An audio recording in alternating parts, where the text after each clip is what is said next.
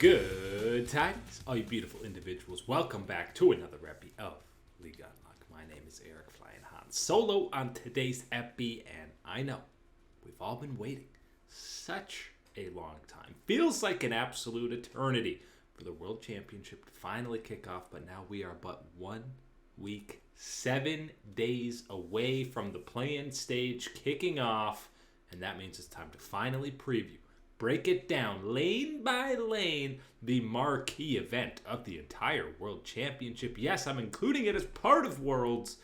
BDS versus Golden Guardians for the ultimate prize of actually getting to Worlds. Another renewed rivalry of NA versus EU, and this is honestly one of my favorite changes to this new Worlds format is getting a guaranteed best of 5 between NA versus EU, especially when it's the 4 seeds who are, as is the case this year and probably always will be, kind of teetered out at the end of their respective playoff runs to fall to that 4th seed, but there's a chance for redemption, a chance for an absolutely insane miracle Cinderella run if they can turn things on. So, who do we got?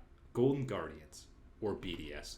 We're going lane by lane and start with the most interesting, exciting, intriguing of them all, and that is the top lane, because you got Licorice versus Adam, Bad Adam, Chatham, whatever you want to call him. It is a tale of two very different stories. Obviously, Licorice is solo killing Bin, solo killing 369 at MSI. He ends up picking up the Most Improved Player award for the LCS, and Adam's a guy who went down to the regional leagues, BDS Academy, before coming back and then immediately being propelled into one of the most exciting top laners that we've had. Licorice ain't just on tank duty anymore. We've seen him playing some Yone, playing some Gwen, a lot of Jax throughout 2023 summer. Adam, we're maybe not feeling the best of with the closeout of the summer split. He didn't have the best performances, especially against G2, Fnatic, and that's even with him playing champions like Darius, Renekton, Olaf, obviously things that are staples within his own unique champion pool. Who gets the edge in this one? I feel like it's pretty easy to say the ceiling is higher for Adam because we've seen him be at an absolute, honestly, world-class level, at least Western player world-class, which is a different standard to get to, but Licorice has been pretty consistent and has been a more featured guy, especially in the summer split for the Guardians. Hard to say because they both kind of, as the 4th seeds, went down a bit throughout playoffs, but I still got to give an edge to Adam here, assuming, the champion pool is always an issue for him, so if he is just still relying on Darius, Olaf, Renekton, then maybe you go edge Licorice, but still, individual talent-wise, where the meta's kind of shaping up for maybe some more carry top laners to come out, giving a slight edge to Adam, but that's absolutely no disrespect to Licorice. These are the two guys with the most international experience on these respective squads. So that is the marquee matchup for me in that top side. When you move down to the jungle, River versus Sheo, it's definitely contrasting play styles. Both of them have fantastic early game impact, and the entire early all the way through mid game really runs completely through the jungle for both of these squads. River, more inclined to play some of these carry champions like the Viego, like the Kindred. He has that pocket pick Jarvan the 4th, where we've seen him completely take over some games. Sheo, more on the tank duty side of things. Sejuani, Maokai, a bit of Ivern we've seen as well. But in terms of objective control, the smite key always on point for him, always on point with the engages. Hardly ever see a whiffed engage or form of CC out of him. But River was legit in MVP contention for a lot of the summer split this year for the Guardians. So jungle, I gotta go slight edge towards River just because I feel like there's more champions that he can play at a high level. You include that synergy he has with Gori right now and the pocket pick carry champions, slight edge to him, but Sheo's a guy who gets criminally underrated. I want to make sure, hammer home the point. We're not underrating this dude. He's one of the most consistent junglers in the LEC, but more options out of River in that jungle spot. Mid lane, similarly to the jungle, kind of, there's obviously some crossover for champion pool when you talk about the super meta picks like LeBlanc, like Ahri, but Seems like Nuke seems to hover more towards the control mage style of things. The Azir, the Cassiopeia, we saw him play as Xerath, whereas Gory likes to play those melee, more assassin type champions, the Sylas Akali, seeing a lot of Jace out of him as well.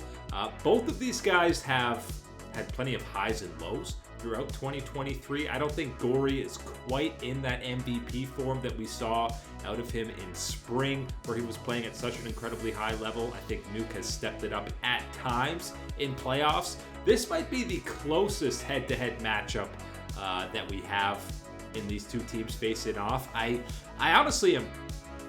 It's basically a coin flip. I don't really want to give a big edge to either one of these. If Gory gets back to spring form, I guess you're giving him that slight edge, but because there are a lot of different champions and less crossover between what the pool of picks are going to be, it's really hard to judge this matchup, and I think it's going to come down to who's winning that 2v2 when you start including the junglers. But mid lane definitely the closest matchup for me when you're looking at it.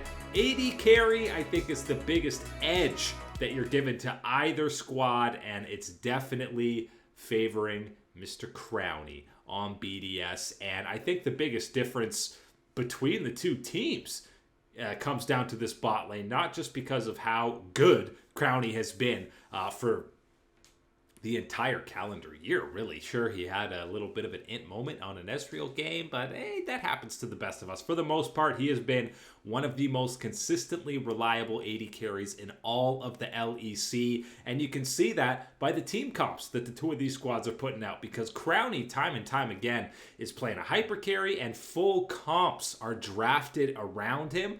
We saw Golden Guardians doing that a little bit in spring, but I think the power level of Stixxay, it teetered off a little bit here in summer versus that first split and what you saw out of him at MSI. Right now, definitely AD carry v AD carry. You're giving the edge to Crowny. We've seen him, if you listen to any of the calms that BDS has, Crowny is always the calming voice as everyone else is getting so unbelievably hyped up. He's always there saying, guys, chill, just push.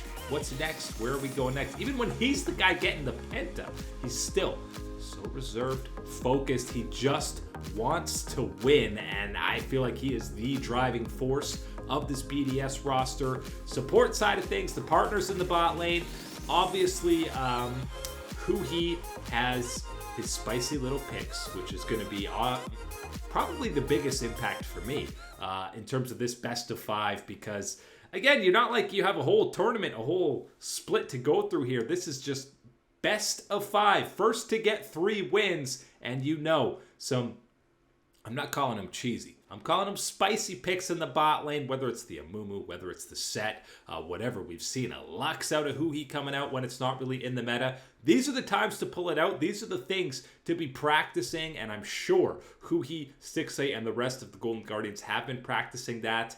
Both these supports, I think, like to roam, as most of them do in this meta, and neither, especially the Guardians, haven't been super great during the laning phase, so would not be shocked to see Huhi just abandon this, have Stixxay on some safe picks, sitting under turret, trying to get as much CS as he can, especially because I feel like BDS is going to be given a lot of jungle attention to get Crowny ahead. So this is the pivotal matchup for me. If BDS has the Golden Guardians bot lane number, then this series is going to get out of control very quickly for the EU side.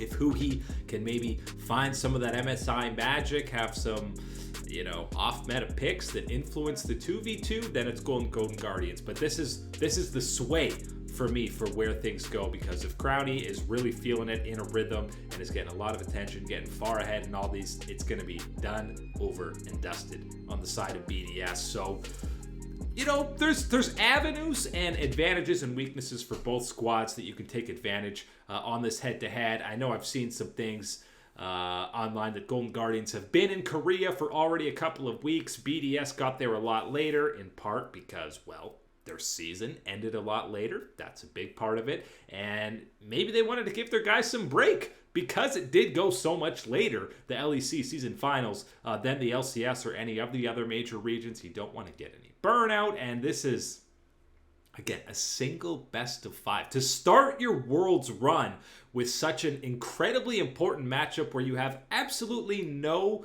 leeway for error because you're on a flight home quicker than you even got to Korea if you've only been there for basically a week. So I want to say, in terms of excitement factor and just overall storyline for the event, I feel like you got to go BDS just because of how insane the intros onto the stage and in between games you would get for this squad at an international event when they were popping off with these in the LEC and just the pregame in their little green room.